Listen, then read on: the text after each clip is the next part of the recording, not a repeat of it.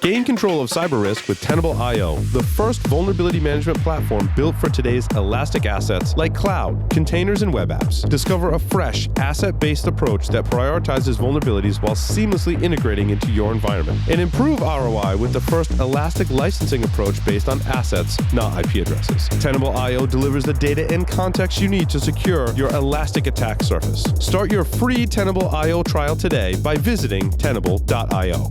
The average time between being hacked and realizing you've been hacked is 1 year. Can you afford to let an intruder roam your network for that long? Can your company weather the fallout when this comes to light? Black Hills Information Security can find the bad guys in your network and train you to do it yourself. Email consulting@blackhillsinfosec.com to find out how a hunt teaming engagement can help you find a persistent threat in your network.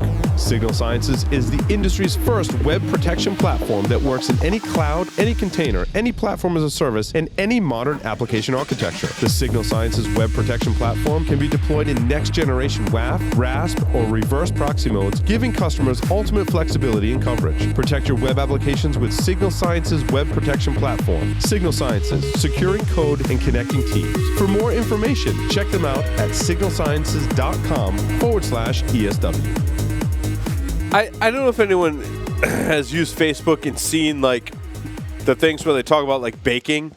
Facebook. What's that? Yeah, or like anything on the web where they're like, yeah, you can make these like Christmas cookies. Or the one that I saw was like, you can take tater tots and put them in your waffle maker and make a tater tot grilled cheese with bacon. And it looks perfect. It looks perfect online, right? And then you make it yourself, and it looks like a glob of fucking cookie dough Oh my God! with some sprinkles on it. That's this. I saw the penis pickle shots on Facebook, and I'm like, we totally have to make these for the show because, you know, we're all about penis pickle shots. So, because look at this one. Like, see, it's like got like the balls and the shaft on the but like it leaks through the bottom of the pickle. Like my pickle is dripping. It's just your pickle is. Look at this. It's like all over the place. Like, you know what we call that, Paul? We call that Mr. Roundtree. Wow. Our penis pickle looks good, but the tequila. Anyway, we'll try again. We're gonna try this again. This was a failed attempt. But in the meantime, you gotta fucking. In the meantime, tequila. Salute. Oh, Larry, you just had to. I tell you what, though, penis, the pickle, Zoom. the pickle juice, and the tequila goes really well together. It actually surprisingly does. It really does. I was skeptical. Carlos is like, what the hell's going on? At this point in the show, watchers, just pause for a moment while Paul and Larry suck on their pickles. No, it's good. Have you bit into your pickle? Like, I can't talk. I have pickle in my mouth. like pickle soaked in tequila is really good. That's what she said. I love pickles, though. Just throwing that out there. For audience, in case you're wondering. Paul's Welcome to Security Weekly, where we eat pickles and let you listen. Pickles are awesome. Production staff says this is the best segment ever.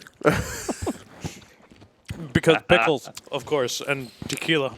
Because the part that was in the tequila is really good. Wait, we gotta go balls in. Yeah, no. Wow, you're taking all the pickle, Larry. No, but we need to try this again. This was a failed attempt. Because Larry has jism on his chin. You should have a rim around your pickle. No, I'm serious. Like, you hollow out the pickle with a spoon or like a melon baller. And then you fill it with tequila, and the top and the bottom is what makes the testicles. My testicles are very warm. My wife is going to wonder why I come home smelling like pickles and tequila. Dude, I totally smell like pickles. And tequila. At least you don't have glitter with your pickles. But the flavors really go well with each other. I'm impressed. Gentlemen, just a reminder, can we talk about security? Oh, right. Oh, yeah. Go ahead, Joff. I got to go ahead. Okay. So, stories of the week. Let's look at stories of this week. Let's have a look here. Let's do that, Joff. Talk about that while I'm enjoying my pickle. I'll help you out, Joff. Pickle penis. Okay, so while Paul enjoys his pickle, we are going to venture into stories for this week. So this first story I thought was kind of interesting that Paul had published. Who is publishing NSA secrets and CIA secrets, and why? Wow, did you read this story, Larry? I did not. So apparently there's something going on inside the intelligence communities in at least 2 countries. We have no idea what this is. Wait, Joff, did you publish this to your stories? No, mine. Oh, to your No, this is one of Paul's stories. Okay. So think about this. In March, right? NSA Deputy Director described how the NSA penetrated computer networks of Russian intelligence agencies, was able to monitor them as they attacked the U.S. State Department in 2014, right? Even more explicitly, a U.S. ally, my guess is the U.K., well, it's a guess based on this article, was not only hacking Russian intelligence agency computers, but also the surveillance cameras inside that building. They, the U.S. ally, monitored the Russian hackers as they maneuvered inside U.S. systems, as they walked in and out of the workspace and were able to see faces, et cetera, et cetera, et cetera. What is going on? Seriously, why is this stuff actually being published? I don't know, Paul, have you got a pickle out of your mouth and want to make a comment on it? I do, and I think it's interesting for a lot of reasons. Like, was there a mole inside of one of these agencies? And if so, did they get caught? Did they not? How was the information leaked? I think it's a kind of interesting. I've always been kind of a conspiracy theorist, right? Like, how is one thing. Like, why is another reason? Was it leaked purposely to kind of show our authority over cyber, like, basically, you know what I'm saying? Cyber. Well, I mean, I think one has to assume in all of these things, both public and private, there's always an agenda of some sort at work. I think it would be naive to assume otherwise. We're just not always privy, so to speak, or informed as to what that agenda is. We also know, as is pertinent both last year and this year, that there's a previously unknown group called the Shadow Brokers started releasing NSA hacking tools and documents from about 3 years ago now, and they continue to do so this year, which is a fairly recent release of some, pretty nice, powerful exploits that made Carlos's life a living hell for a week or two. So, these things are happening. They're coming out of these security agencies, and one has to wonder, what is the agenda behind all of this? Because they don't happen by accident. I'm sort of the same opinion, Paul. When you look at these events, I'm not necessarily a conspiracy theorist, but I do believe there's agendas at play, and we're just not informed as to what those agendas necessarily are. And you got to think, like, 3-letter government agencies in the U.S., they have a lot of tools at their disposal. So my theory is this didn't really hurt them in any way, shape, form, or fashion in terms of being effective at what they do in the different missions that they have of either, I hate to say it, spying on us or spying on other countries. Right. Like, it didn't really hurt them. Now that said, my understanding was the way the laws are written, not only that long ago, was that, and I could be completely wrong, and someone's going to scream at me in their car right now on their way to work, was that United States government basically outlawed the hoarding of 0 days, in that they had to report them. If they found 0 days, they had to report them to the affected vendors, which was out of Stuxnet, and that Microsoft had, or the U.S. government in their various capacities had found, or had either purchased or had found 0 days in Microsoft products that could affect various issues with Microsoft products, and they had hoarded those to leverage that attack. Unfortunately, that also left millions of other customers vulnerable. So, I think largely that's bullshit. And I agree. I think so too. And I agree. And I think that every government should take every advantage that they have, whether it be 0-day or otherwise, to conduct counter surveillance and surveillance and so forth, where it's legal for them to do so as their government so choose. Well, and it's sort of interesting if you take the most recent example of the Shadow Brokers release related to MS 17010. The Eternal Blue and the related exploits, Eternal Romance, Eternal Synergy, all that stuff in that release.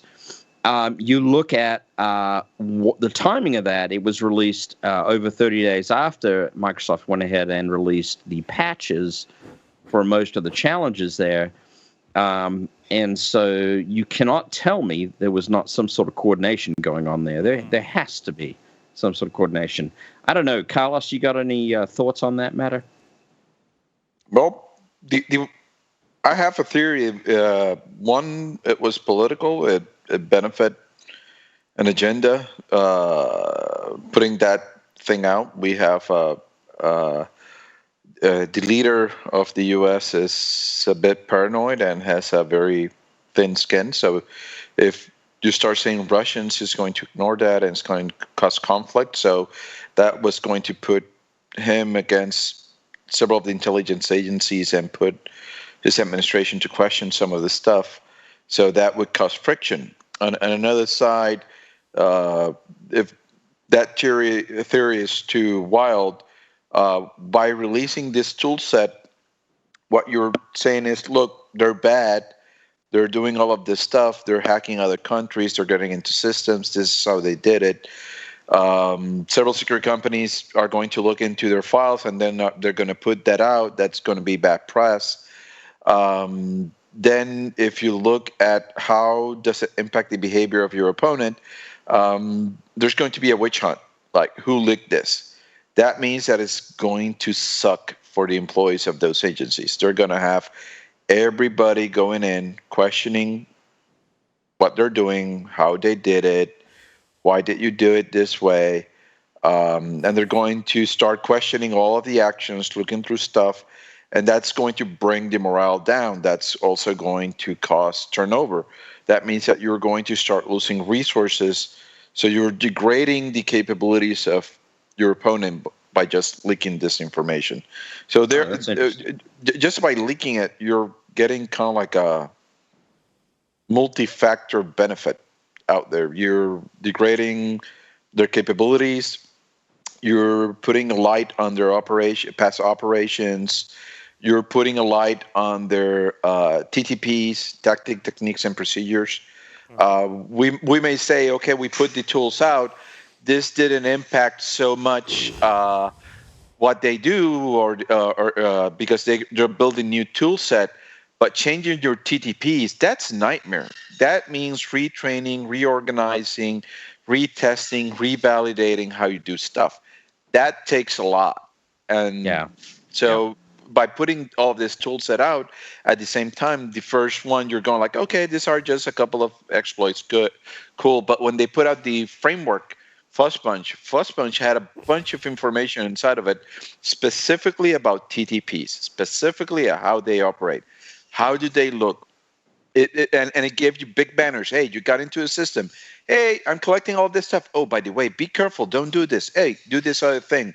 Same with the firewall toolkit. It had quite a large chunk of information on how should they set up the tools, what should they be looking for, what should they avoid, how to handle those logs, how to move stuff. Same thing from Vault 7. If you go into the wiki, it's their wiki, it's their Confluence page, what they actually exported. So it contains a bunch of operational stuff that impacts very hard the organization, because that operational side, it's going to take a while for you to re-gear it, for you to be able to be clandestine again in your operation. Because right now, just look at the tool sets that we see nowadays, like Microsoft, Band Threat, analytics, and tools like that. They're looking for behaviors. Now, if you know a set behavior of your opponent, like, hey, in the case of shadow brokers, I want to stop login, so I'm going to be looking for the service and all the threads of the event log service, and I'm going to be killing all of those threads, so all of this data doesn't get there. That's a piece of behavior that you can quickly identify. Have you seen it before? Yes, no. Oh, we only seen it from shadow brokers. Oh, could this have been? Then I say, okay, now we have to come up with a new technique. So what are we going to do? Oh, we're going to inject into memory. We're going to go into kernel.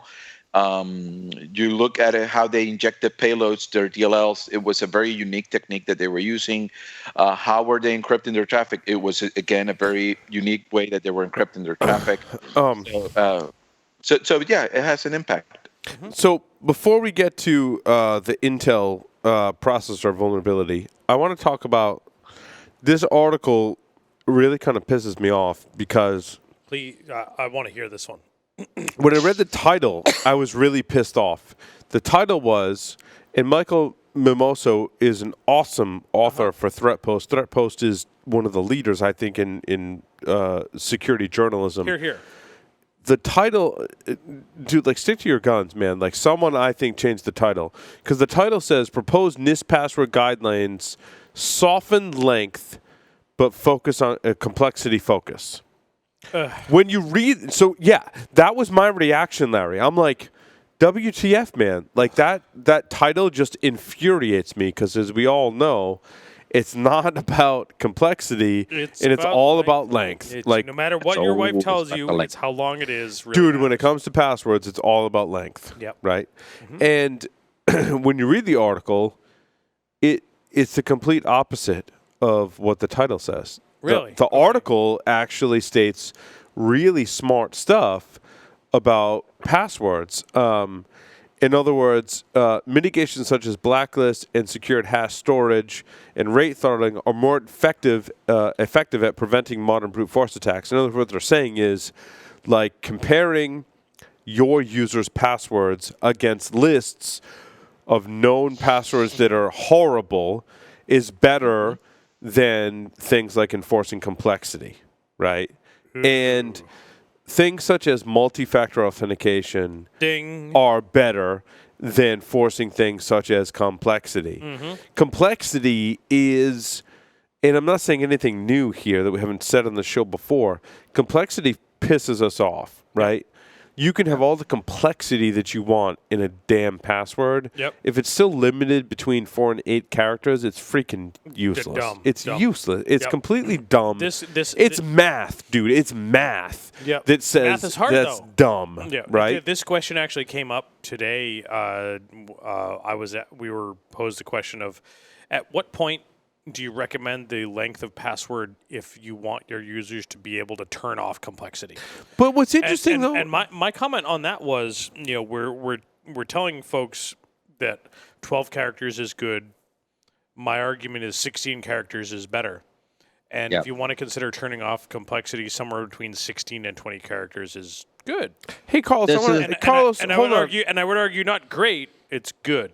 First of all, Carlos, I want to ask you a question, and anyone else too, specifically Carlos, as it relates to Active Directory security. In modern Active Directory environments that are on the latest version, what is the minimum password length that you can enforce? One? Yeah. No. Like, it can be, no, but what is the longest minimum password that you can enforce? Yeah. Okay, I see where you get. Is it 12 or is it? Nope. No, it's bigger than that. It's a lot bigger because I've seen environments with I've seen them with 16 or 14. Yeah. Is 14 the largest that you can enforce? Like, I've seen it, but I've never tested it. Someone was saying when I was presenting at B-Side, someone was saying, I was like, you should have at least a 14 character minimum. And what some people were saying, and I'm gathering, as with most things with Active Directory, right? Like, it depends on the version. That's LM. Like, how can you, what's the maximum? Maximum, exactly. Yeah. You're framing it exactly right, Larry. What's the maximum minimum I can enforce on my users? Some were saying it was 12 and not 14, or like it was lower than 14. Welcome to NTLM, baby. One thing that's very, very important here that I think we should point out is LM, baby. if you're making a recommendation such as that, you should always be greater than 14 because you don't want to make the mistake of a password accidentally getting hashed as LM. Yep. Right. And so we at Black Hills tend to go greater than 15 with that recommendation. Yeah, I think that's what I was recommending, Joff. Yep. And we talk about U.S. government stuff and not knowing conclusively, but from all of the random feedback that I've heard from teaching for SANS, that 16 characters is the minimum. I'd also argue that if they are doing 16 characters, that's probably the minimum bar. You should probably consider 20 without complexity. Yep. Yeah. Call Lower your complexity requirements and go to passphrase. Yep. And just for a quick couple of searches, it tends to be that the UI allows you to put up to 127 characters. Mm-hmm. Bam, 126 character passwords it is. Yeah, but typically the max that is reached is 32 characters when you reset the account. So when you reset an account, you can set it to a max of 32. Now, there are other mitigating factors because some people have various single sign-on solutions that enforce other software limitations around Active Directory that can be challenging. But I think 16 and greater is an excellent place to land as a general recommendation. Yeah, and then, I would argue that complexity triggers more of a user writing down their password than does length. And it says right here in the article, users need to remember these passwords, and if they're overly complex or if they change too frequently, users will resort to writing them down. Yep. I agree with that statement. Yep. I don't think length, which I think is we would agree as security professionals both on the show and listening to this show, that greatly increases your security, but doesn't necessarily in and of itself force you to write those down and do other things insecurely. Changing too frequently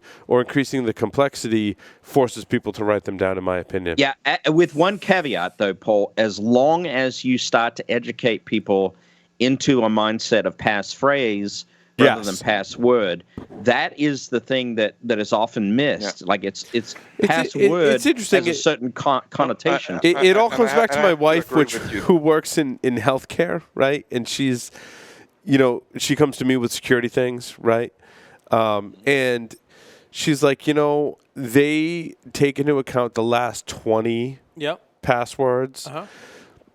I'm not sure what the length requirement is for her password at her particular facility, but remembering the last 20 is bad. Enforcing some complexity, I think, is bad practice. I think enforcing the length and what I've given her what she got from Michael Santarcangelo is to make it such that you can remember it easier. And there's actually like a really easy thing that I found that Michael really turned me on to, right? And that's like just string together something you do with two things that you have, even, or like something you do, something you have, and something you see, or whatever the case may be, right? That's right. And like when you start thinking of it in terms of that, like wow, like I can string together quite a few words that I can remember. Dick, penis, Mercedes, something like that. Yeah, but you can string.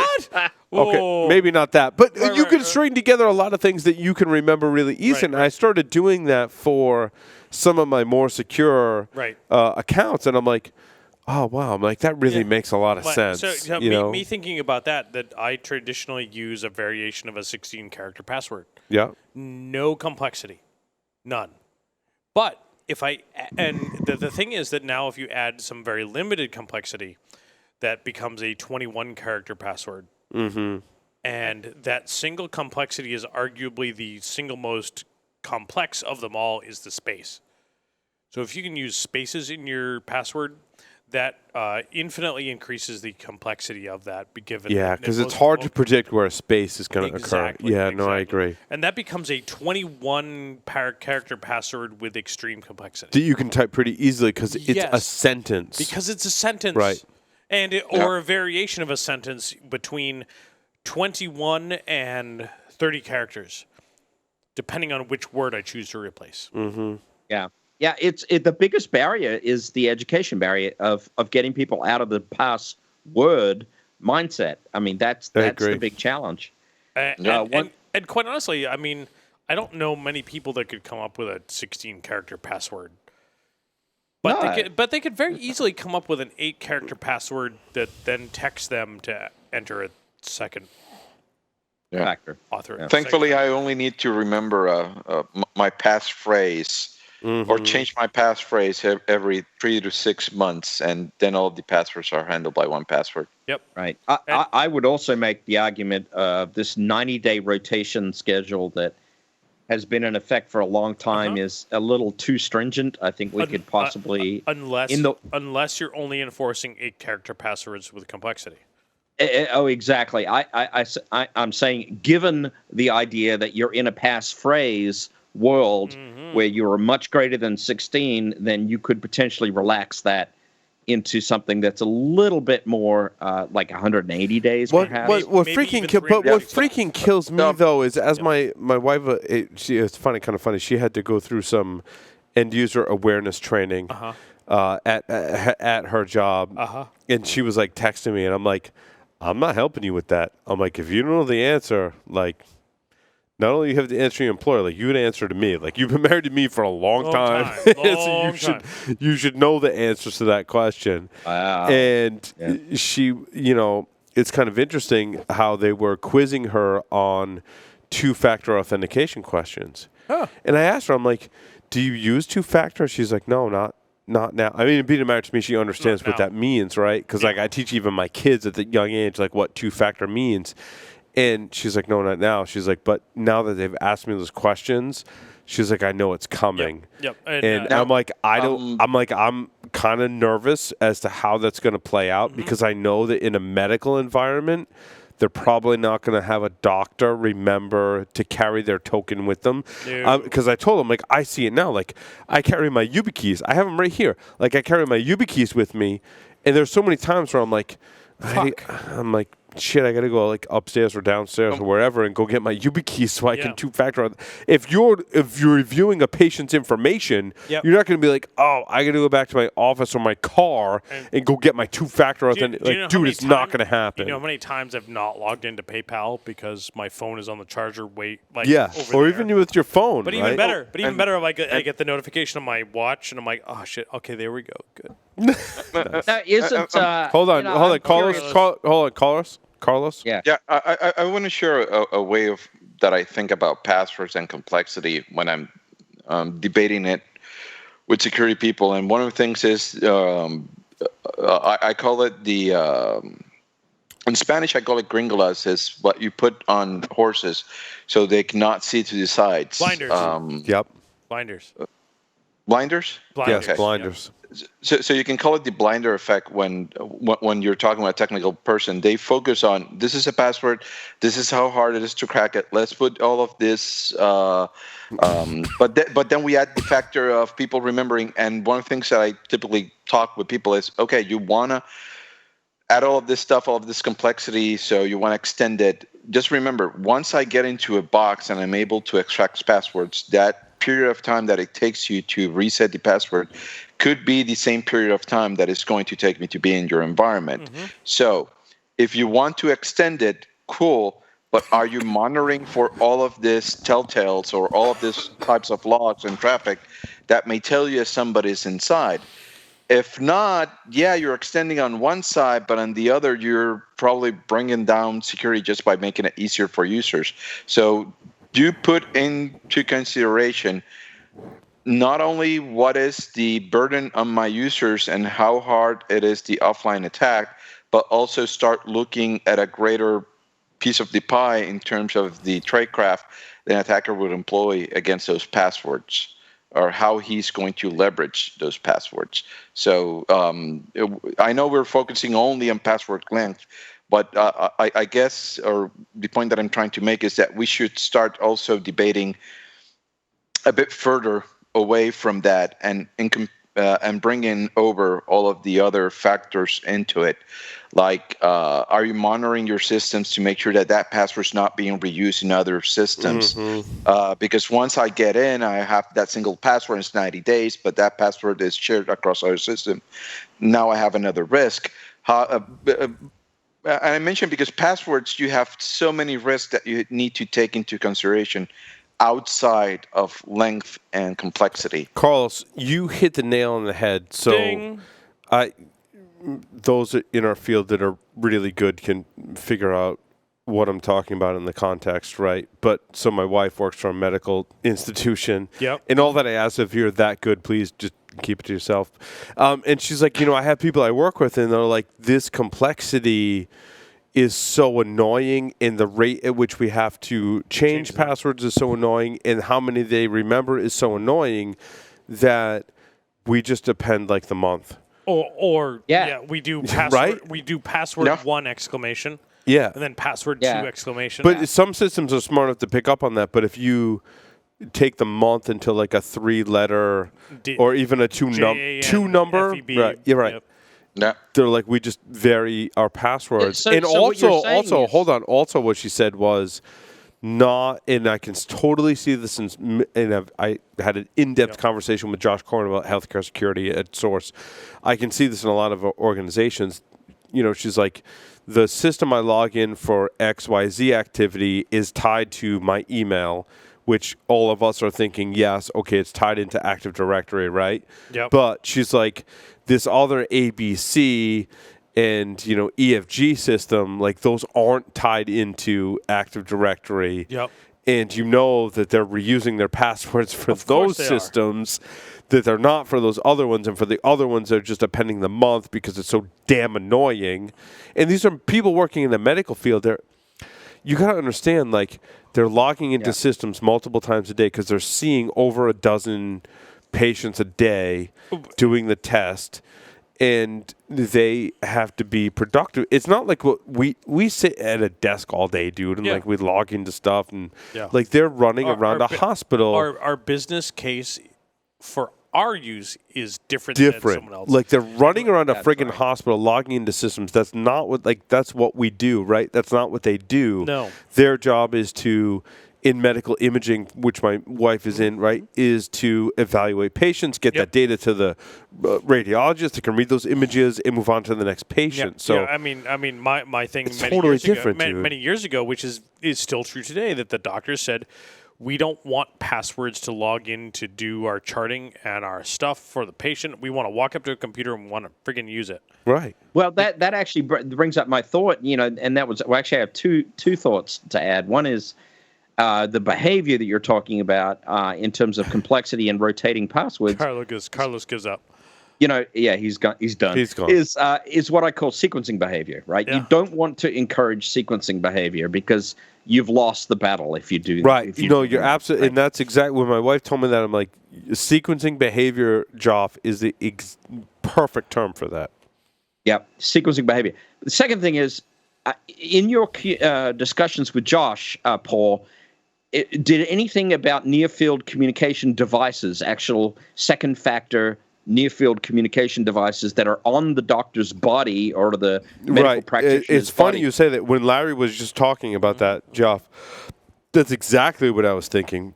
And it goes back to, oh my God, Nick DiPetrillo, dude, like 10 years ago, saying, hey, I was playing around with Linux drivers on my laptop, and when it recognized Bluetooth on my phone, I would just log in. Yep. In Java, that's a great point. I wish we could move to that technology safely. Unfortunately, it involves wireless communications. Yep. And as Larry and Joff and myself, all very familiar with wireless technologies, know, like, that's a bad idea. That could be really bad. So you're dealing with your potentially wireless communications, which is bad, and there's also now some potential expense. Yes. If you don't have Bluetooth in your devices, you have to have it, or if you don't have the appropriate wireless technology in your devices, you need to have it. Or if you're doing some other two-factor, whether it be let's say biometrics. Mm-hmm. Well, now you've got another problem. You need to have some biometric reader, which is an additional expense on each one of those devices, and fucking revoke a biometric. I mean, I had a problem with authentication, so I adopted biometrics, and now I have two problems. yeah. It's like I had this problem, and then I It's wrote like it. I had a problem, and I solved it with Python. With Perl, and now I have two problems. Yeah. Yeah, Exactly. Well, I mean, I'm not necessarily asserting that this is some sort of panacea. What I'm saying, though, is we do have to come up with a solution that solves both the convenience and the security problem. Yes, drink, I know. But No, I I mean, agree, Josh. My name is Werner Brendis, and my voice is my passport. Identify right? me. Exactly. But I mean, the issues of actually being able to operate as a medical professional and being in motion like that and having to have your hands free and everything else, I mean, they're real issues. Yep. I mean, we should take them seriously. We should continue working on whatever technology we think is going to work as a second factor because it's necessary. Yep. I agree. Welcome to the future. The future's me. We're running short on time, Yep. but I wanted to talk about, I think, the other really big, shit. There's two stories we have to talk about before we close tonight. Go.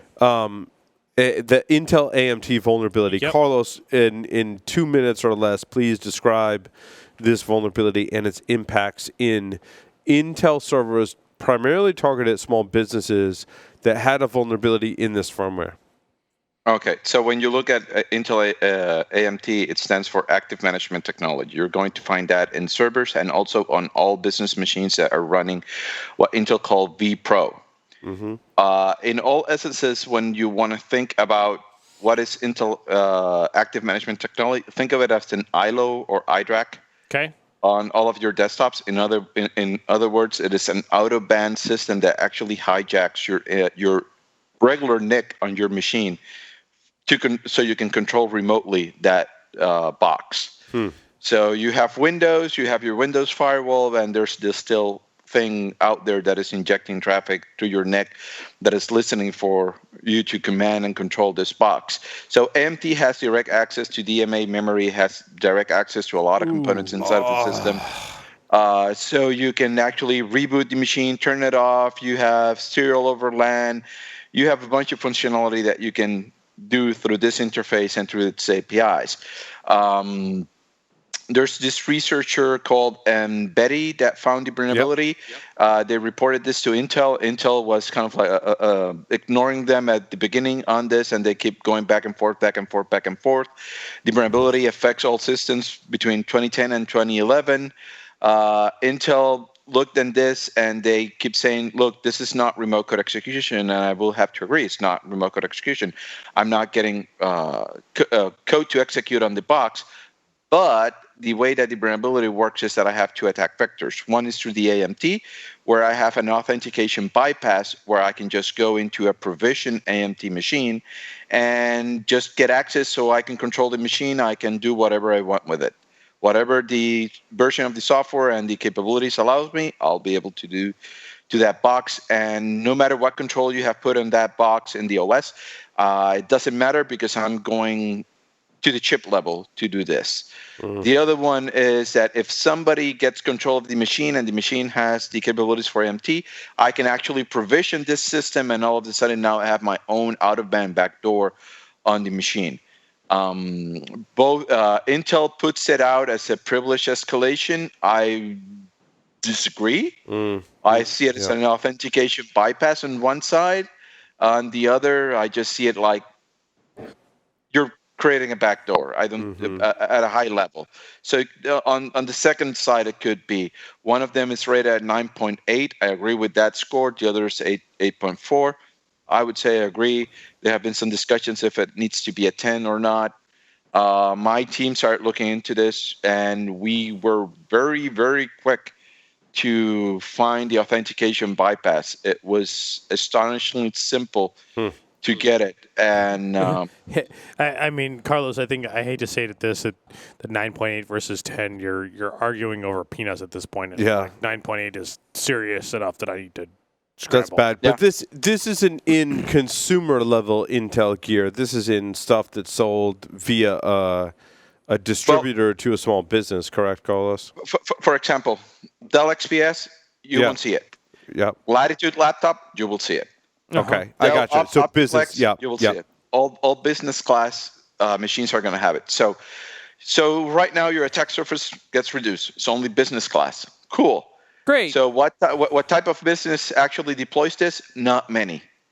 So now your attack surface reduces even more. Interesting. So it has to be those systems that actually have provisioned this for it to be for you to be able to exploit it remotely. On those systems that it has not been provisioned, you still need to become admin on the box to be able to install the Intel software to provision it. I gotcha. Okay, that helps. Yes. Now, what about, and thank you for that, Carlos, what about this OAuth? It sounds to me like this Google OAuth thing is really social engineering at its finest. Sadly, I haven't been able to look at that one because for the last 2 days I've been working on the AMT. The other ones, yeah. From what I've read, it's largely like, hey, I want to share this document with you, and when you click the link, you basically give them authorization to access your Google account via OAuth. Yep, that's my understanding. Okay. Wasn't that something that the guy from Duo was mentioning before that this could happen? He was. It does sound familiar, Carlos. I think you're right. I think who was the guy from? I know he was from Duo, and I remember Duo has him some ninjas. So like Mark Lovelace, aka Simple Nomad, still works for Duo security to this day.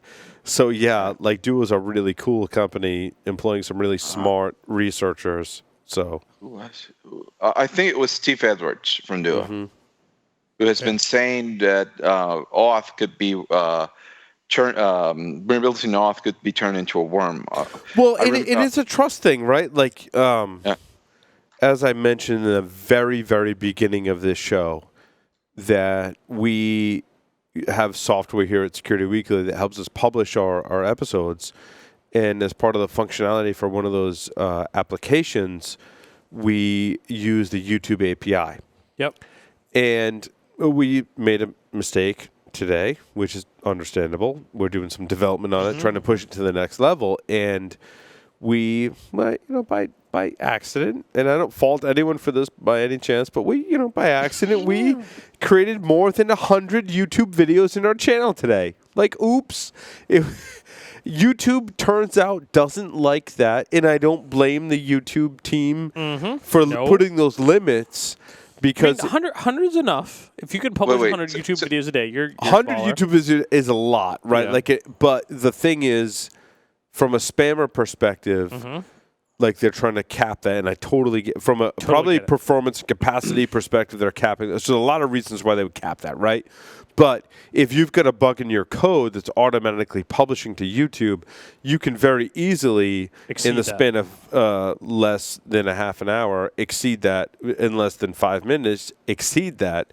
And then your YouTube channel is not shut down, but you cannot upload any more YouTube videos until the next day. And so you were developing against production. Yeah, we should have. The reason I found the bug. Nobody does that, right? Thanks, Carlos.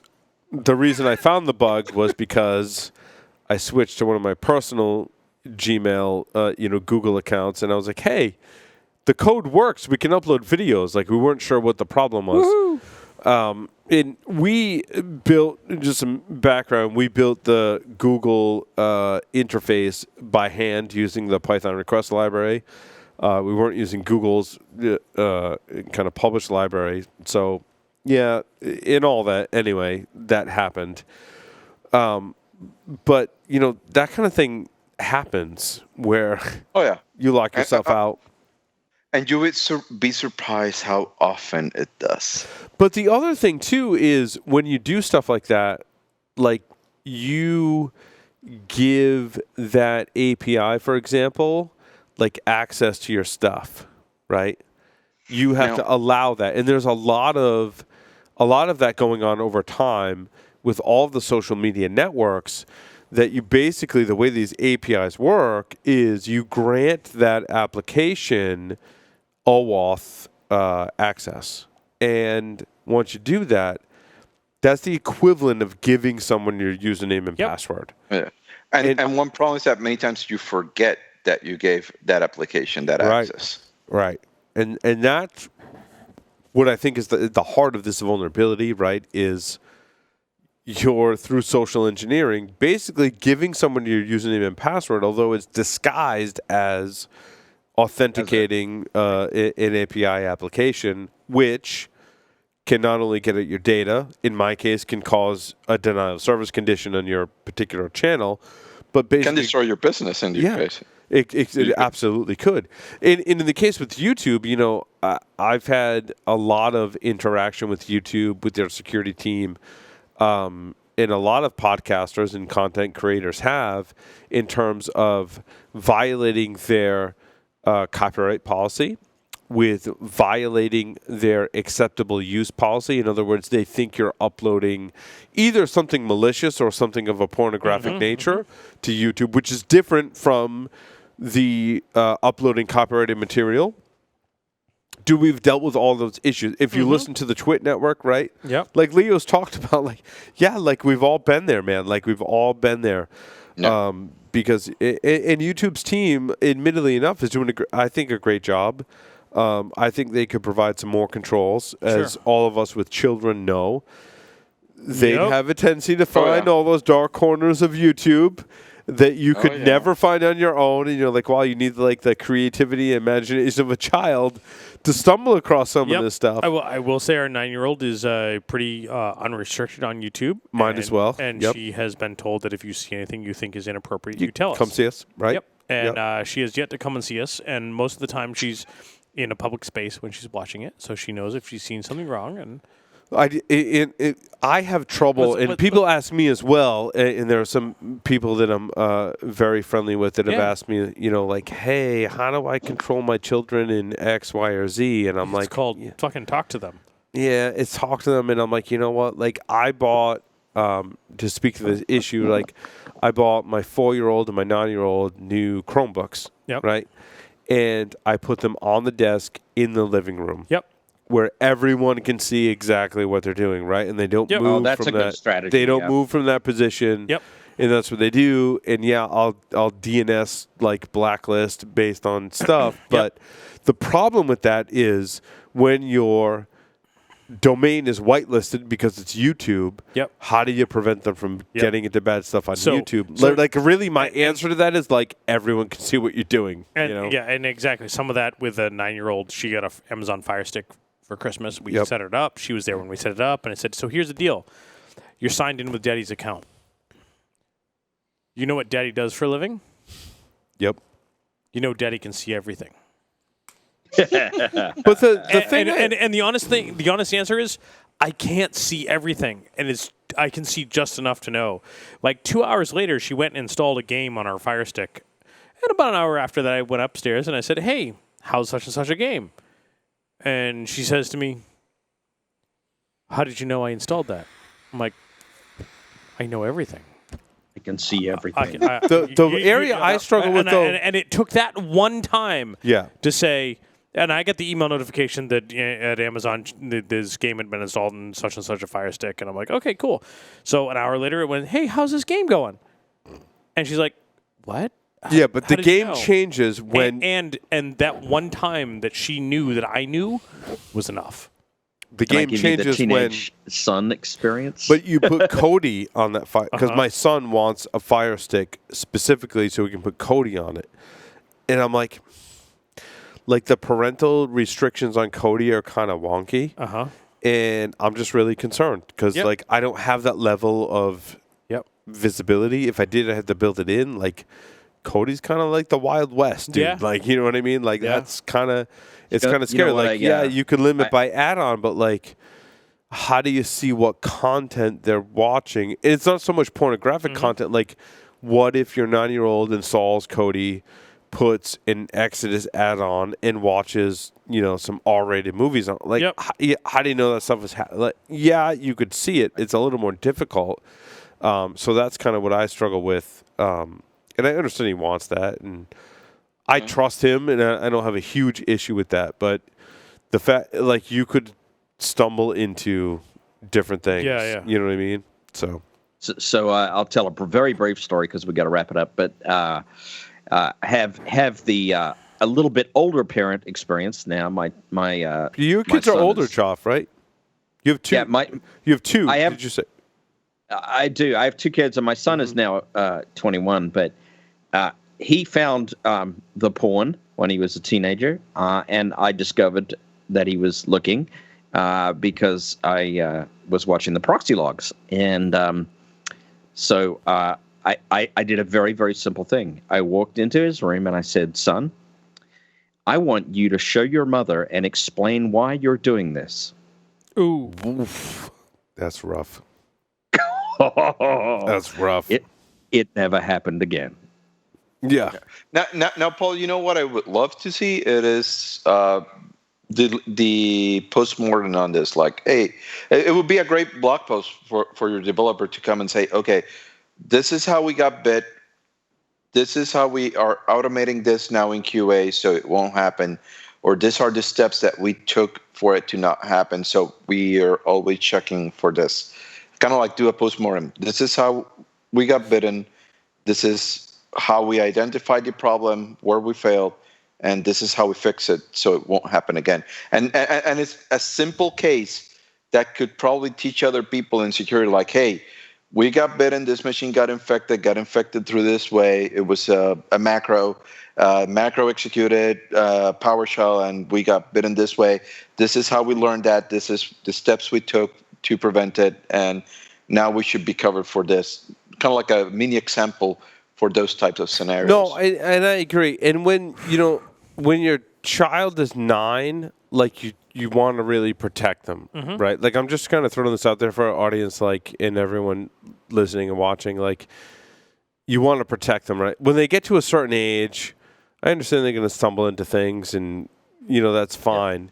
It comes into like a protection versus like what they're doing kind of thing, and I think it's on a lot of us in security to provide the right guidance for parents that are not in technology and security to be able to provide an acceptable level of protection. I think, Joff, like, your son's 21, like, there's a certain age, like, where you're like, yeah, you know what, dude, like, if you stumble into stuff, like, whatever, like, as long as mom doesn't catch it, like, whatever, like, that's fine, you know what I mean? Like, there's a protection phase that moves into, like, a detection phase. I think all of it, Carlos, to your point, is it's an important lesson for us to learn about what we can catch, what we can't catch, and how we did catch all that. I think it's all about, like Larry was saying, like, it's all about education, right? Like, if I educate my child about what's acceptable, what's not, like, that's cool. That's like, the most important aspect of it all. I think technology-wise, Carlos, what you're addressing is, like, what's our ability to detect all of this stuff, because the stuff you look at when you're 9 versus what you look at when you're 19 or 20 is totally different, right? Yeah, sure. Yeah, and in my case, I was referring more about your YouTube incident, like how you guys over there at Studio had that problem with YouTube, and how did you guys did a postmortem, and how your developer over there is now making sure that it won't happen. Yeah. What QA processes they added. Absolutely. It's a great point, Carlos. We put some code in very quickly that limited the retries, so that doesn't happen again, right? So there's YouTube's API is really weird in that, like, they'll accept, it's not very well documented, and they'll pretty much they'll take in any kind of request, and their error messages that come back won't tell you, like, why it failed kind of thing. So your error coding and your exception handling around your YouTube APIs has to be really, really good. So number one lesson was make sure your error handling is good around your YouTube APIs. Number 2, make sure you're limiting when you do get an error, whatever that case was, that you're limiting how many times it, like, retries before it stops and just says, hey, that's an error. Because there's lots of, like, your data could be malformed, your connection could be interrupted intermittently. All those things are in play with Crazy. that. So.